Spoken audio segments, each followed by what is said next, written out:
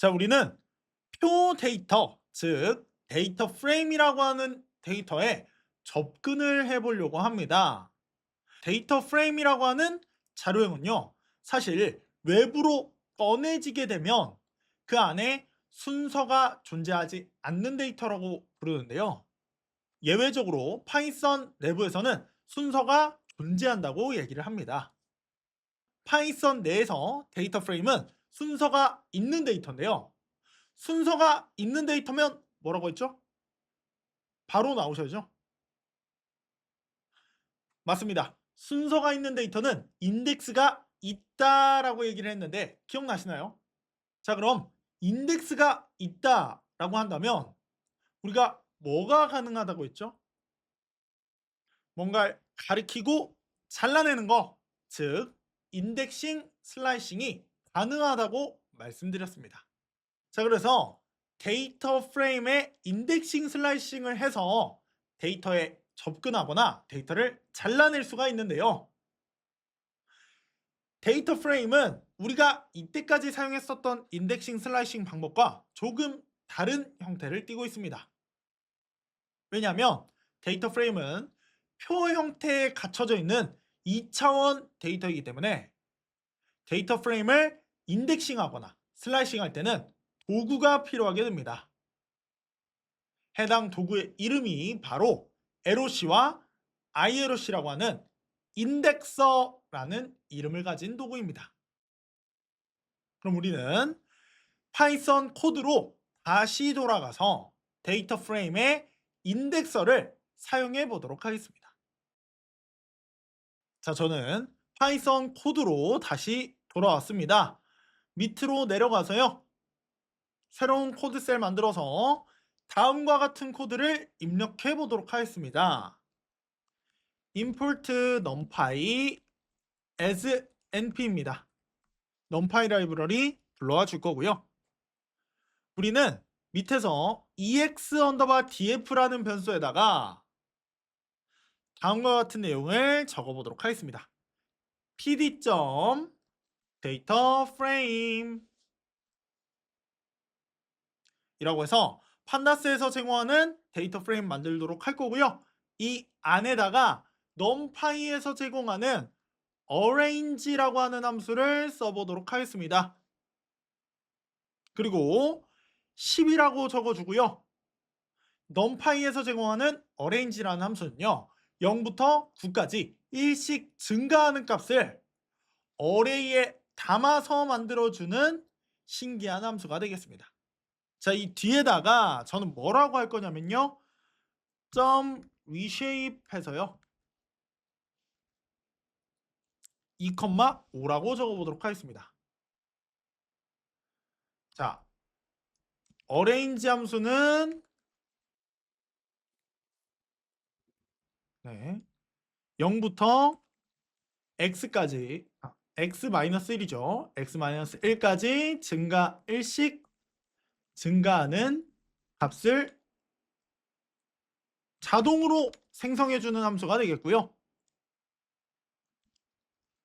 reshape이라고 하는 함수는요. 내가 원하는 형태로 데이터를 변환해주는 함수가 되겠습니다. 자, 그러면 2,5라는 뜻은 무슨 뜻이냐면요. 이행 5열의 데이터를 만들겠다 라는 뜻이 됩니다. 자, 그러면 0부터 9까지 일씩 증가하는 값이 담겨있는 mp.arrange, 즉 10개의 데이터가 이행 5열의 2차원 데이터를 갖게 만드는 겁니다. 그렇게 하고 나서 해당 데이터를 데이터 프레임 형태로 변환까지 해서 출력할 수 있는 거죠. 제가 예시 데이터를 만들기 위해서 일부러 다양한 함수를 한번 써봤는데요. 이 다양한 함수는 외운다기보다는 여러분들이 필요에 의해서 찾아서 사용하셔도 무방합니다. 자, 일단은 우리 데이터 프레임이 만들어졌으니까요. 우리 ex_df라고 하는 변수 안에 있는 데이터에 원하는 데이터에 접근하는 방법에 대해서 알려드리도록 하겠습니다. 자, 우리는 LOC와 ILOC에 대해서 사용을 해볼 건데요. LOC와 ILOC 모두 다 데이터 프레임을 인덱싱하는 혹은 슬라이싱하는 도구, 인덱서라고 생각해 주시면 되겠습니다. 여기서 LOC는 인덱스 이름을 가지고 인덱싱과 슬라이싱을 하는 도구가 되겠고요. ILOC는 인덱스 번호를 가지고 인덱싱과 슬라이싱을 해주는 도구가 되겠습니다. 선생님, 인덱스 이름과 인덱스 번호에 구분을 둔 이유가 뭘까요? 네, 데이터 프레임은요, 이렇게 인덱스 번호 형태로 컬럼과 인덱스가 구분되기도 하지만요. 데이터 프레임은 보통 컬럼에 인덱스 번호가 아니고 이름이 지어져 있는 경우도 많고요. 인덱스에도 마찬가지로 이름이 지어져 있는 경우가 굉장히 많습니다. 이런 경우에 이름으로도 부를 수 있고 인덱스 번호로도 부를 수 있도록 인덱서를 2개 만들어 둔 겁니다. 대신에 LOC라고 하는 인덱스 이름을 통해서 가져오는 도구는요. 보통 인덱스 이름이 문자로 되어 있기 때문에 문자에다가 더하기 1을 할 수 없죠. 그렇기 때문에 끝값에다가 덧셈을 하지 않고 끝값을 포함해서 가져오게 된다는 점 참고해 주시면 되겠습니다. 자, 우리는 간단하게 알아볼 거기 때문에 ILOC라는 인덱서를 사용해서 데이터 프레임에 접근해 보도록 하겠습니다.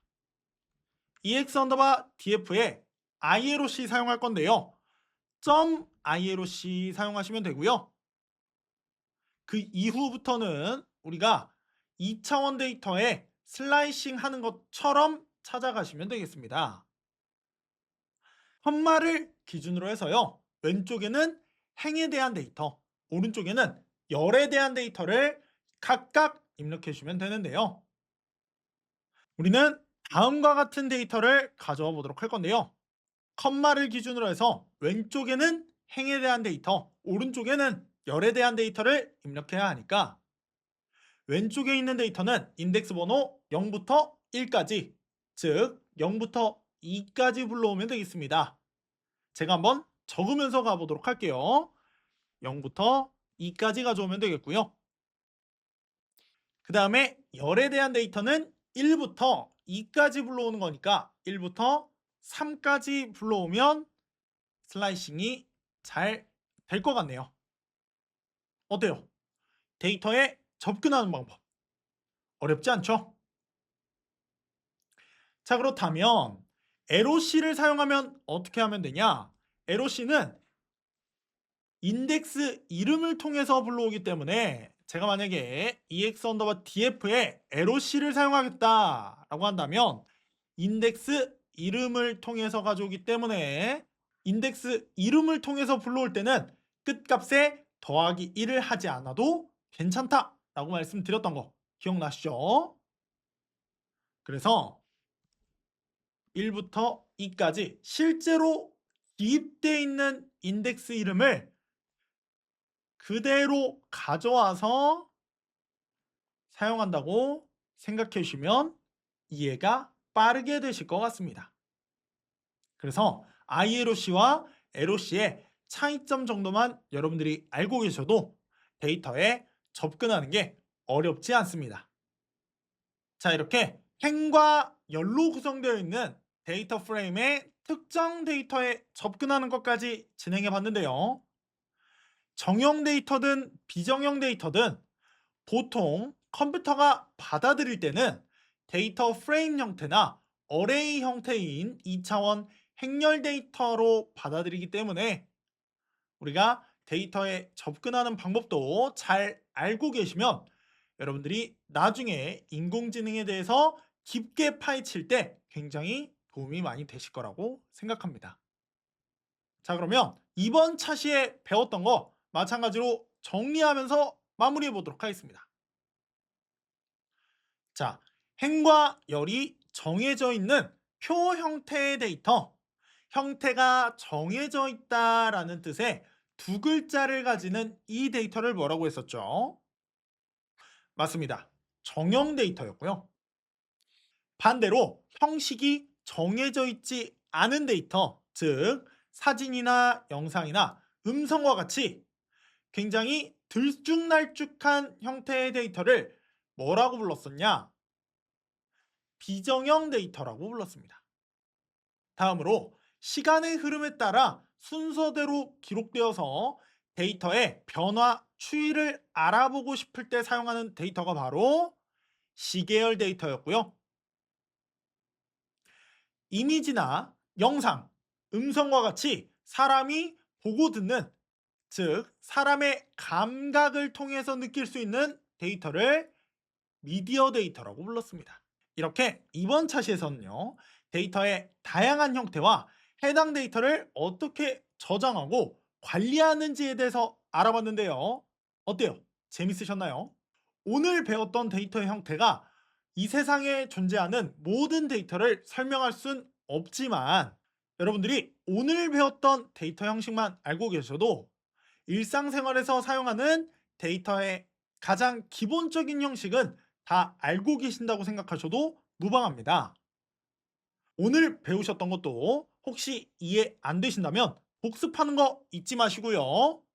우리는 시간 맞춰놓고 다음 시간에 만나요. 안녕!